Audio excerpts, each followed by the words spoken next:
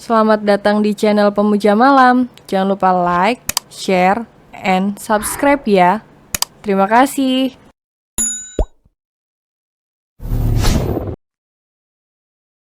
Episode 31, Pengakuan dari Kekasihnya.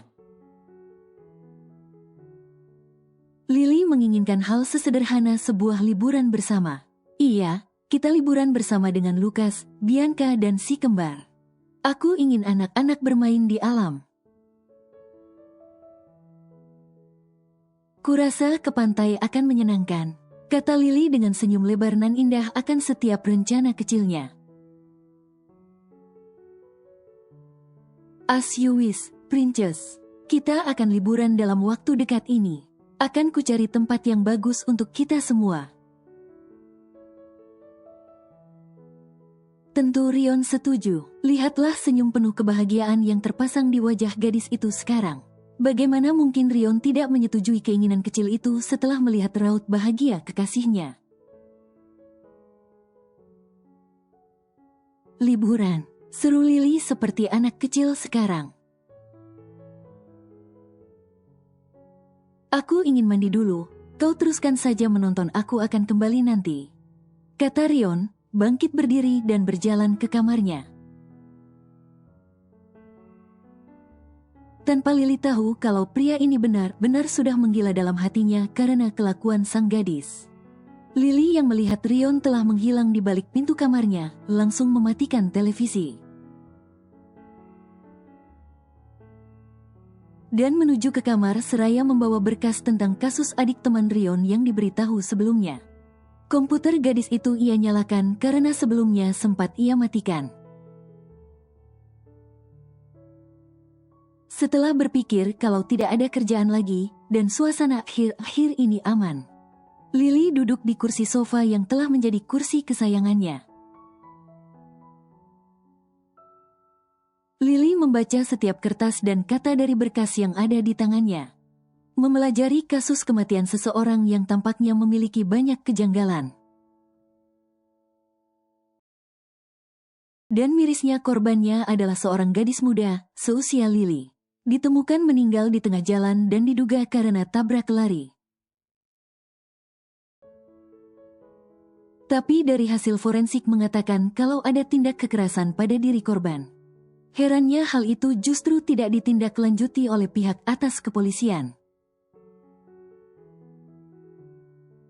Hati gadis itu teriris ketika melihat dalam berkas itu merupakan jejak-jejak dan bukti yang bisa didapatkan oleh teman Rion yang belum diketahui oleh Lily. Ia bisa melihat bagaimana usaha teman Rion itu selama bertahun-tahun, hingga dapat mengumpulkan semua bukti ini sendirian. Namun sayang, bukti yang ada memang tidak konkret dan tidak meyakinkan untuk diangkat ke pengadilan. Teman Rion bahkan sampai sekarang masih belum mendapatkan clue tentang siapa yang melakukan kekerasan kepada adiknya. Love, kukira kau masih menonton film di luar. Suara Rion membuyarkan pikiran fokus Lily ke berkas yang dibacanya. Aku ingin segera melihat tentang kasus ini, jawab Lily. Rion berjalan mendekat. Ia mengambil kursi di depan meja rias dan menaruhnya di samping sang gadis. Menatap Lily penuh tanda tanya saat mendapati kalau kekasihnya itu terlihat sedih. Apa ada yang salah? Tanyanya. Kurasa para atasan di kepolisian tahu siapa pelakunya, tapi tidak mau buka suara. Jelas sekali kalau ini kasus pembunuhan, bahkan hasil otopsinya sudah jelas kalau ada tindak kekerasan. Dugaanku justru lebih dari itu, dan yang kutakutkan, ini bukan sekedar kasus biasa. Kata Lily, sudah berpikir jauh segala kemungkinan. Dan juga orang-orang yang mungkin mengetahui tentang kebenaran kasus ini. Apa maksudmu bukan kasus biasa? Rion ikut penasaran dengan penuturan dari Lily. hanya hipotesis. Aku perlu waktu untuk mencari tahu. Tapi, apa yang akan kau lakukan jika pelaku ternyata orang yang memiliki kekuasaan? Hingga sanggup membuat anggota atas kepolisian bungkam dan memilih menutup kasusnya? Tanya Lily, menatap Rion serius. Lorenzo akan membantu sebagai dukungan terbesar kasus ini. Lagi pula temanku ini agak sedikit nekat. Dia tidak kenal rasa takut jika menyangkut akan kebenaran, bahkan jika itu presiden sekalipun. Kata Rion, membayangkan apa yang akan Daniel lakukan. Ketika tahu kebenaran kasus yang begitu mati-matian ia ingin tuntaskan ini. Memangnya siapa temanmu itu? Kau yakin dia bisa menghandle kasus ini? Jika benar kalau yang bersangkutan memiliki koneksi orang penuh kekuasaan?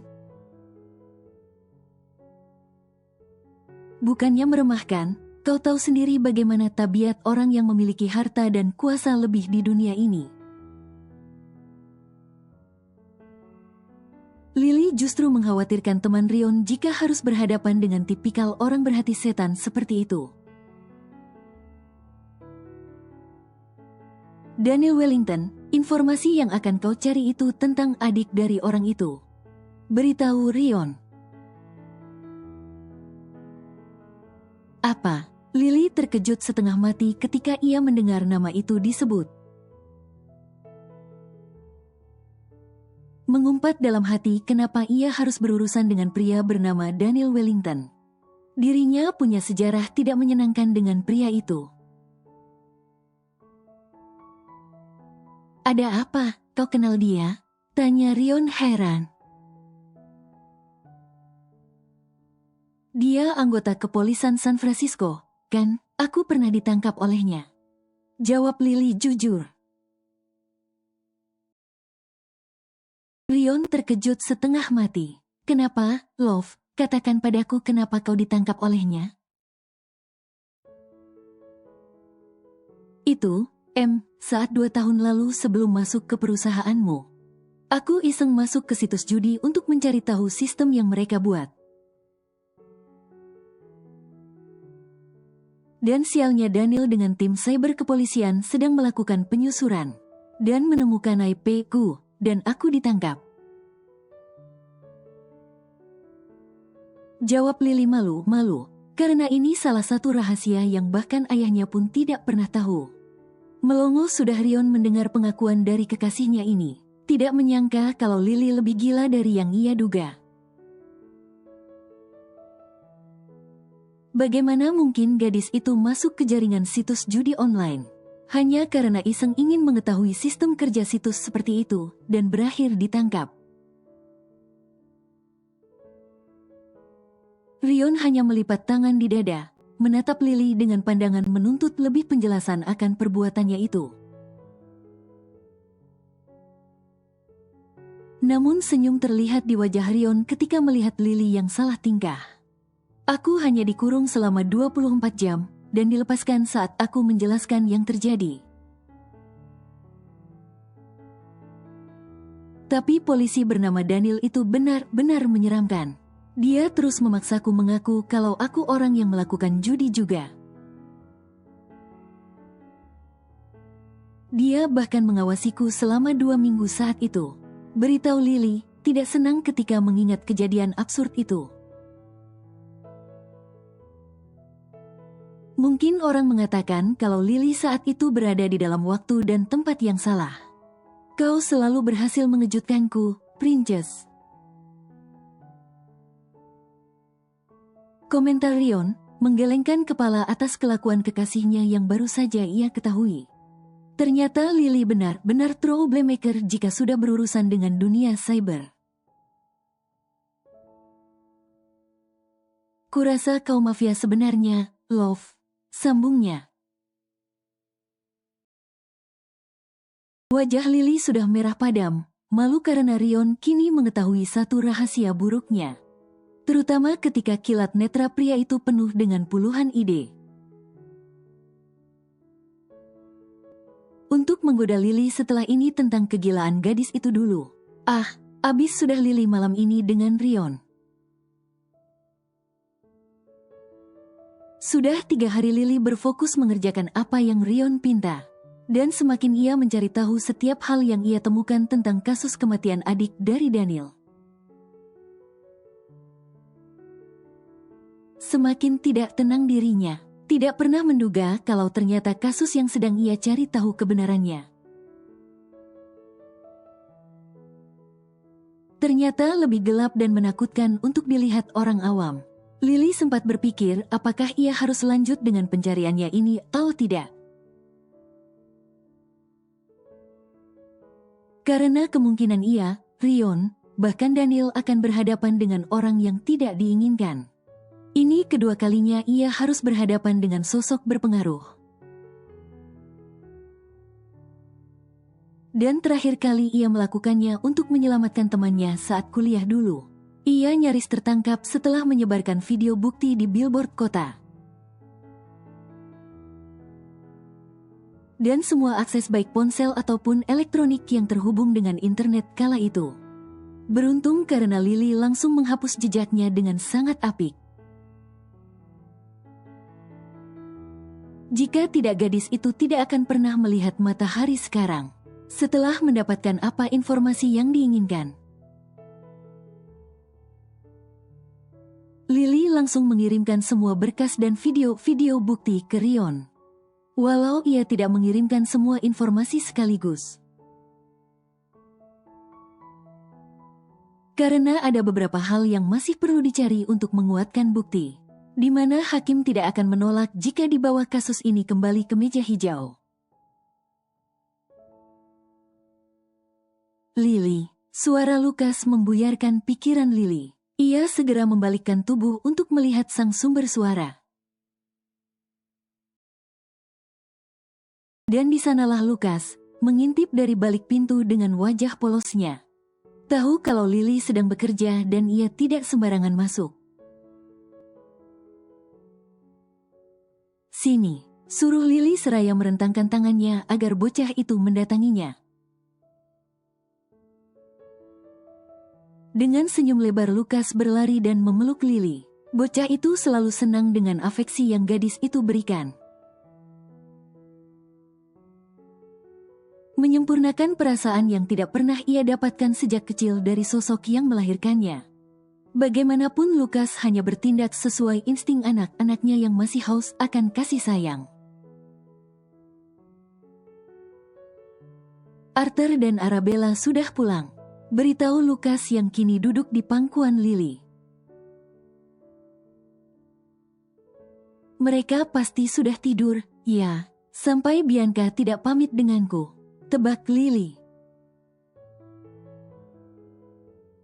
Benar, Arabella sudah tidur dan Arthur jalan sambil tidur, kata Lukas. Kau juga mau tidur? Tanya Lily, memerhatikan gelagat Lukas apakah sudah siap ke tempat tidur atau belum. Lukas menggelengkan kepala, jelas matanya masih terbuka lebar. Mungkin karena siang tadi bocah ini sudah tidur pulas, jadilah saat malam ia masih terbangun. Jadi mau bermain game? Tawar Lily antusias kepada Lukas. Dan tentu saja bocah itu menjawab dengan begitu antusias. Bahkan tak ada raut wajah kelelahan atau mengantuk yang terlihat di paras bocah itu. Lily segera masuk ke dalam game khusus anak-anak, di mana Lukas bisa sekalian belajar ketika bermain. Hebatnya, Lukas bahkan selalu hafal semua metode, gerakan, dan apa yang harus dilakukan dalam sekali coba. Mengejutkan Lily kalau Lukas bisa secerdas itu. Hingga berpikir apakah itu gen Lorenzo yang selalu dimiliki setiap generasi. Rion memijit pelipisnya saat ia membaca semua informasi yang dikirimkan oleh Lily. Ia tidak menyangka kalau kasus yang ia pikir hanya kasus pembunuhan berencana biasa ternyata lebih menakutkan. Rasanya ia sedikit menyesal menggunakan kasus adik Daniel sebagai bayaran agar mendapatkan informasi terkait masa lalu Lily. Jika ia tahu kalau kasus ini lebih dalam dan berbahaya, ia tidak akan mengangkat kasus ini. Bukan karena ia takut, hanya saja akan banyak pekerjaan yang dibutuhkan. Untuk menguak kasus ini hingga selesai di pengadilan, mengingat yang berhubungan bukan orang-orang biasa. Entah aku terkejut dengan kemampuan Lily Salam menemukan semua informasi ini. Atau aku terkejut karena isi dari informasi ini. Bukankah ini di luar prediksi kita, Rion? Ucap Dante seraya membawa tumpukan kertas yang telah ia print. Tentu Dante telah membaca semua isi kertas itu. Aku sendiri tidak menyangka kalau akan serumit ini kasusnya. Pantas saja Daniel tidak pernah menemukan bukti ataupun informasi selama bertahun-tahun. Lawannya bukan orang biasa, komentar Rion, berusaha menerawang jauh akan seperti apa keadaan yang mereka hadapi nanti. Apa yang akan Daniel lakukan jika dia tahu tentang informasi ini? Aku takut dia langsung mengambil tindakan ceroboh. Kata Dante yang juga memikirkan kemungkinan yang akan terjadi. Daniel tidak sebodoh itu. Yang aku takutkan justru tindakan apa yang akan orang-orang ini lakukan. Banyak orang percaya kalau para monster ini orang baik. Setelah melihat mereka yang bermain peran dengan sangat bagus di publik. Sudah pasti mereka akan membuat skema drama untuk pembelaan diri. Kemungkinan mereka akan menggunakan simpati publik dan semacamnya. Aku tahu kalau mereka itu sebaik itu, tapi tidak menyangka kalau mereka lebih menakutkan dari iblis itu sendiri. Rasanya kita sebagai mafia tidak ada apa-apanya dibandingkan kelakuan orang-orang ini. Kata Rion, masih tidak percaya dengan temuan Lily. Tapi bukti sudah cukup jelas, bahkan ada beberapa rekaman CCTV yang menguatkan buktinya. Sebaiknya kita bicarakan masalah ini dengan Daniel segera, dan mau seperti apa dia mengatasinya.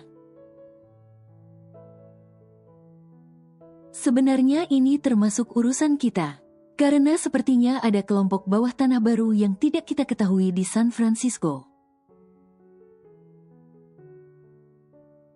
Apakah ada kemungkinan Red Dog ikut andil? Mereka cukup diam beberapa bulan ini setelah insiden bom di mobil tempo hari.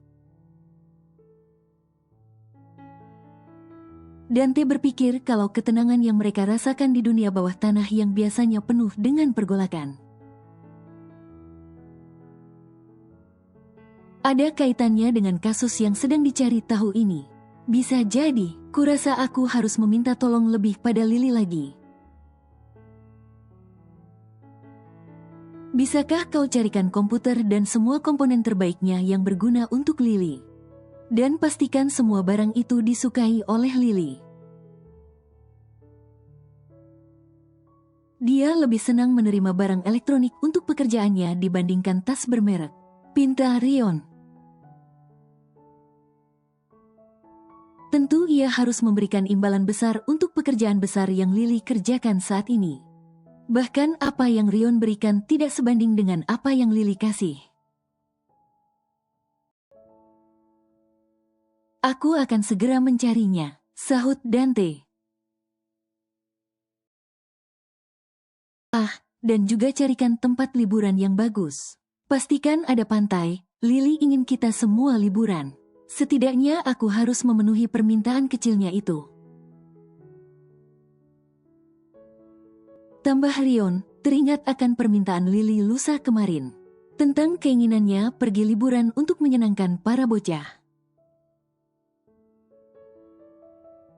Dante tersenyum kecil mendengar hal tersebut.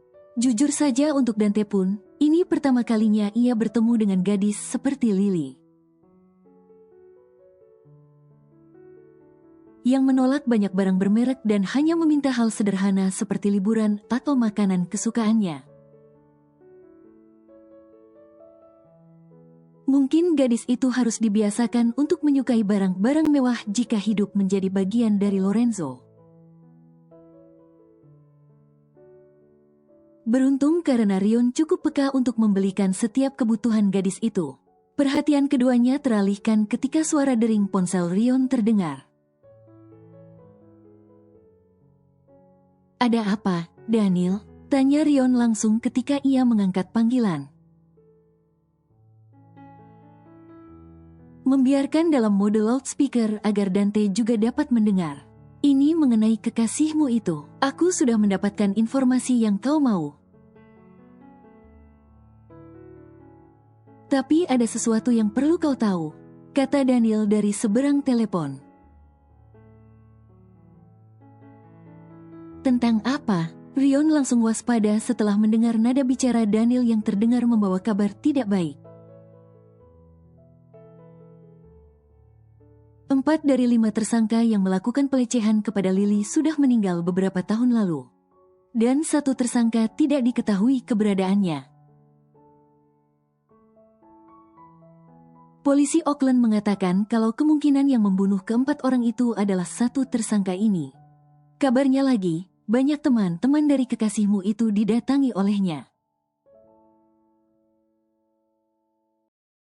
Untuk mendapatkan kabar tentang keberadaan Lily, jelas Daniel.